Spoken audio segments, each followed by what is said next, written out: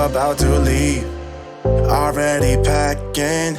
Come with me, I'm not really asking. We'll get away to a place where we don't know.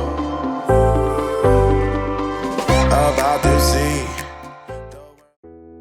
1. To control other people, you must first win their respect and admiration.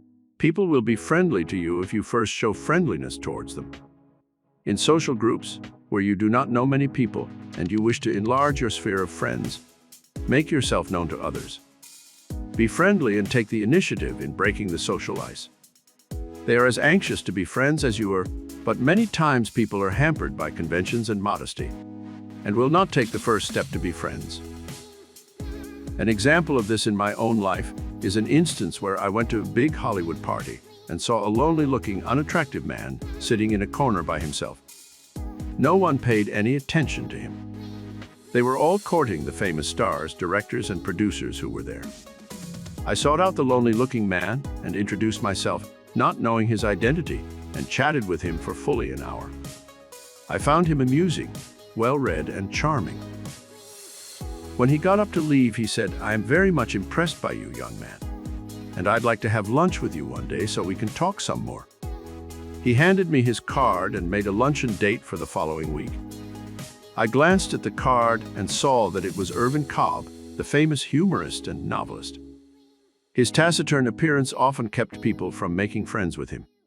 But he had a heart of gold, a wonderful sense of humor, and turned out to be one of my best friends. Through his contacts, I was able to further my early career tremendously. 2. When you meet a person for the first time, try to fix his name in your mind for future reference. Also make it a point to talk about things that interest him. In this way, you can direct his interest and attention to those subjects that he is conversant with. His wife, his children, his work, his home, his car. These are all things that give him a sense of familiarity with you and make him like you without being conscious of the reasons why. 3. If you really want to win control of other people, try to avoid what I call rough corners in the conversation. Avoid discussing differing viewpoints in religion, politics, and other controversial subjects. When you know a person better, you can risk offending him by giving your opposing viewpoints.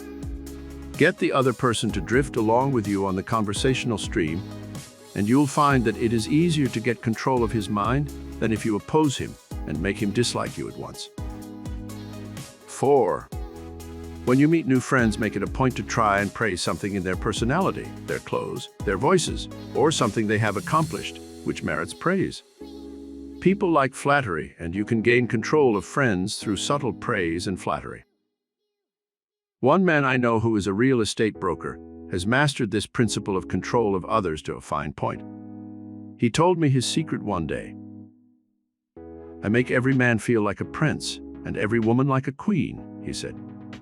"I try to find out something about the person's work, and then I praise his ability and his accomplishments.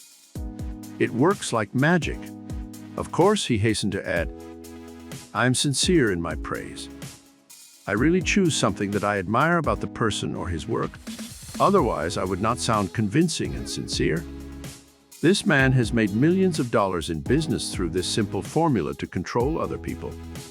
5. When you first meet a person, get on a personal and emotional level with him as soon as possible. Remember the 4 things that mean most to everyone emotionally. A. Self-preservation. Things pertaining to food, nourishment, and general health. This is always a safe topic of conversation and interests everyone. B. Money and financial security. People all like to discuss business, the stock market, the business they are in, and other things pertaining to money. C. Love and sex. This is always a good topic of conversation if kept on a dignified, intelligent basis. D. Ego recognition or social acceptance.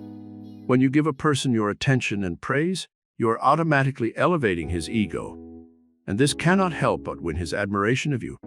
6. When you are trying to win control of others, use the word "you" in your conversation as much as possible.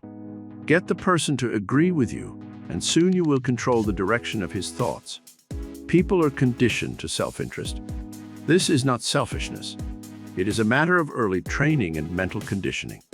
The word you is more appealing to others than the word I.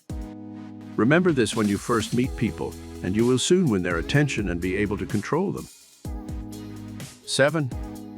Encourage and inspire a person if you are trying to win his friendship and control of his mind.